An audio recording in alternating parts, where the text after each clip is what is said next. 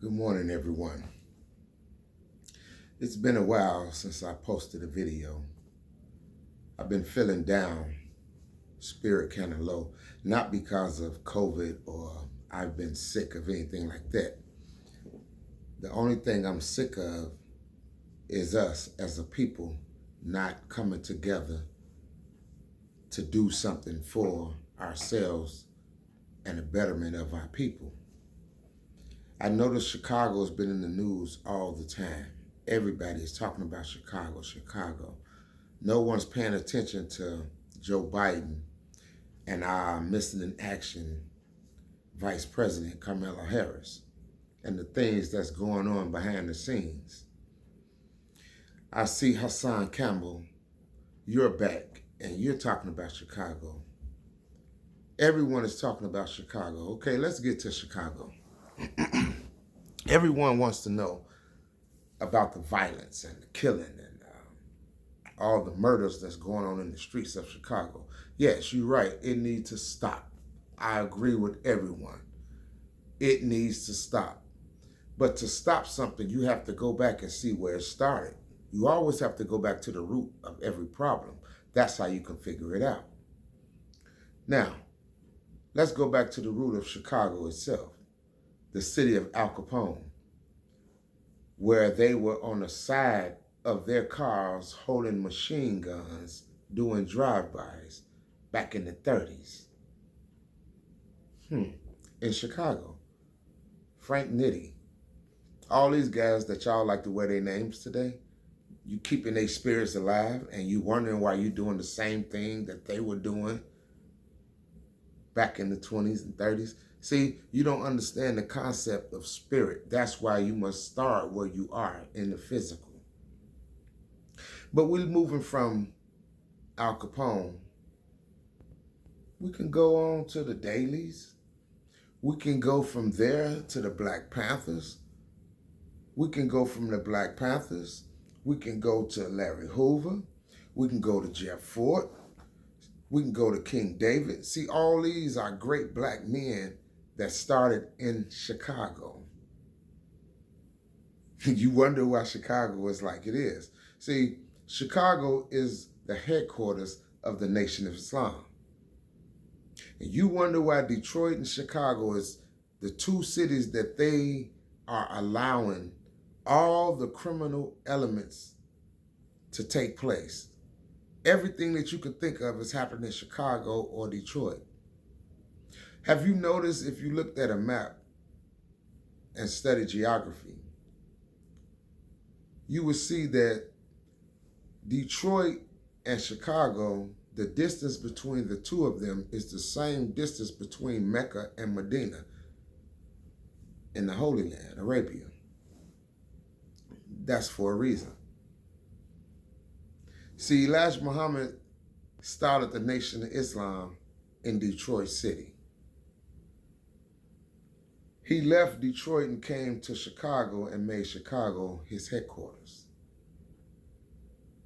Detroit and Chicago are the two cities that the United States of America and the government of the United States of America and all the wicked forces are allowing to be destroyed. Why these two cities? Because we are the primary soldiers in the army of God.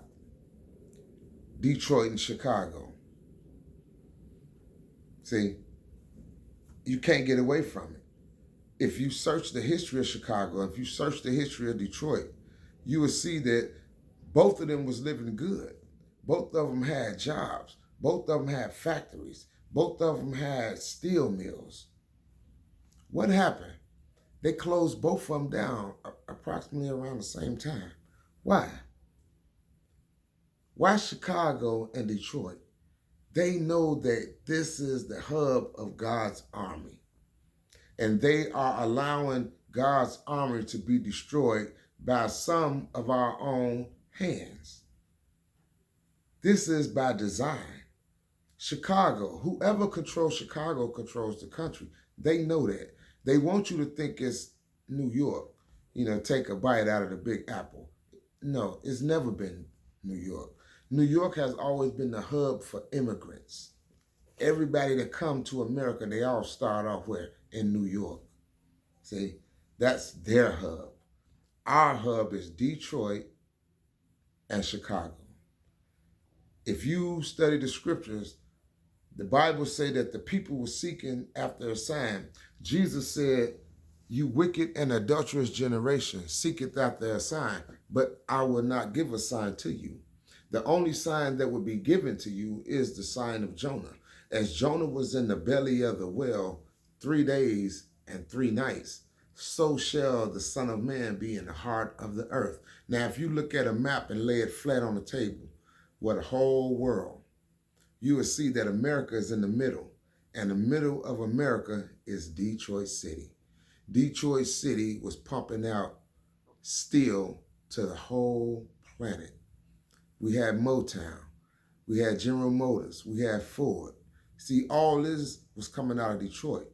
So black people didn't need a college degree. They can come out of high school with a trade, and they can take care of a family of 3 or 4 and take care of them comfortably. See? So then they changed that. They moved the steel mills and the automobile factories and the things like that, the warehouses, out of the inner cities into the suburbs. Then you move them out of the suburbs, out of the country altogether. This is a design to destroy the black man from within. We don't have to look for Al-Qaeda, the Taliban, Hamas, all those people over there. They're not bothering us. Our terrorists is here. We've been living among them, or they've been living among us for the last 466 years. It's time for us to wake up and see that we would never have anything until we first come together and unite. Yeah, I know it's problems. I know we have family problems, issues internally. I don't like you, you don't like me. It's been a lot of blood shed between us, but that's what the Bible is talking about, Moses splitting the Red Sea. See, somebody have to split us up from killing one another. All these rivers of blood that we share between one another. We have to put an end to it. See, that's what it's talking about. Somebody got to come and split us up and teach us and bring us back together and make us whole again. We are a divided people. Don't you ever think that God brought us here because he was angry with us. We are a curse. That is wrong, and that is the wrong way to understand God's word and Holy Scripture. We are a people in bondage. We are people in bondage because we are prisoners of war. See, we are prisoners of war. The Bible said that God will search the earth to find his sheep, his personal sheep that is lost. The whole earth is lost, but he's being specific. He said he's coming to search the earth to find his sheep that is lost. And even though they are dead, he's going to bring them again. See, now, if God brought us here for our punishment, why would he have to search for us? He knows exactly where we are. See, study the scriptures while using critical thinking. Don't get caught up in the mysticism. The things that people taught you, yeah, most of it is truth, but Satan always mixes truth with falsehood. That's how he controls you. He knows that you love God, you love Jesus. That's natural. So he comes into your nature. He deal with you naturally, like you love your mother. So he come up with Mother's Day. All these things are designed to keep you blinded by him and stop you from seeing the things that he's doing to destroy you and keep you in the position that you are in. So all we have to do is change our behavior. It's like if I ask you, it's not hard to do. Example, if I say, save $100,000, you'll say, whoa, that's a lot of money. Yeah. But if I change my language and I say, well, can you save $1,000 100 times? Sure, that's easy. That's $100,000. See, change the way you think and change the way you look at things. Stop looking at things for what you want them to be and look at things for what they actually are. Call a spade a spade. If you see a white man doing something and you call him on it, that's not racism. That don't mean you hate him. That means you call him out for what you see that he's doing. The same thing with a fellow black person. I can't go along with you simply because you black. We tried that. It didn't work. Look what it got us. For 466 years, we're still in the same position.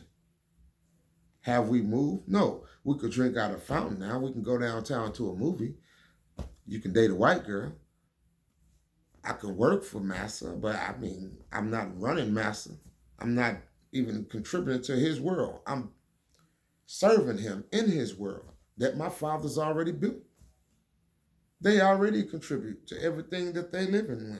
What they have now is what our fathers contribute or built on their backs. So they don't need us anymore. So they allow you to kill one another in the streets in Chicago and Detroit. That's just a start because it's in New York, it's in Atlanta, it's in California, it's in every major city in the black community. The Bible teaches you that when the Messiah comes, everywhere that he stepped his feet, flaming coals came up. What does that mean? That means it got hot. That means revolution coming. Everywhere that Farrakhan stepped his feet down, it's hot now, all over the earth, because you heard truth. And once you heard truth, it sparked a fire in you. It woke you up. Not a fire like Satan has, but a spiritual fire that you have. And it started moving something in you. And now you standing up. You the dry bones that's starting to rattle because you heard a voice that you recognize. You done heard all these voices, and no one ever made you stand up like this since Malcolm X. Why? What is it about this man that can call 1 million men to Washington and 2 million show up? Here's a man that tell you the wheels are gonna be out, and then on the news the next day you see UFO sightings. See, he tells you watch the weather. There's gonna be tornadoes bouncing around like women with long dresses on, just bouncing. And the next day we see 7 tornadoes. And they said they was bouncing around like they was dancing. Who are we dealing with? Stop waiting on the judgment. We're now living in the judgment. But we don't understand that Satan said that if I have to go, I'm going to take many of yours down with me. So what he's doing is causing us to kill one another for him, because this is the time for him to be removed. And if we wake up to see, whoa, this is my brother, that is my sister, you will not harm your brother and sister. You will embrace and love your brother and your sister, and you will join together and become one to go against your enemy. And this is what Satan never wanted you to do, was be organized and come back together as one people, one family under one God, as a nation. So I want you all to wake up and start using critical thinking, because we at a critical moment in history. We don't have time to travel all the time and party. And I mean, everybody likes to turn up, but we've been turning up since we've been here. Why don't we turn it down a little bit, and instead of traveling to Jamaica every year, buy some land in Jamaica, buy some land in Barbados, see, buy some land in the Bermuda. Everywhere that you love to travel, why you pay money every year for a vacation, for a flight, a hotel, food, when you can have a home, your own property there that you can fly to every year when it's cold in Chicago? You can fly there because you have you have land that you own. See, we spend money stupidly. But it's time now. The government is falling. The food prices is not going up. The value of the dollar is declining. It's the same can with the same amount of food, with the same weight, yet the price has jumped up double. No, the dollar has fallen that much that it used to take $1 to pay for this can of corn. Now it's $2 because this money has no more value. And in a minute, like the messenger said, the most honorable Elijah Muhammad said, that one day you're going to see rich people lighting their cigars with $100 bill because the money will have no more value. So I want you all to wake up and start using critical thinking. Put the guns down. Stop killing one another. I know there's been a lot of blood. There's been a lot of blood. I know. I know. I've been in the streets my whole life. If I could change, you could change. But I'll be back to tell y'all about some stories that you would be amazed and shocked at the same time to how I've forgiven certain people and they have forgiven me. And we used to shoot one another, and now we're friends now. And I'm going to show you all how to do it. It's not hard. So I want you again to wake up and start using critical thinking. This is Terracon. I love you. Like, share, subscribe, leave a comment. Tell me what you think. Love you all. Peace.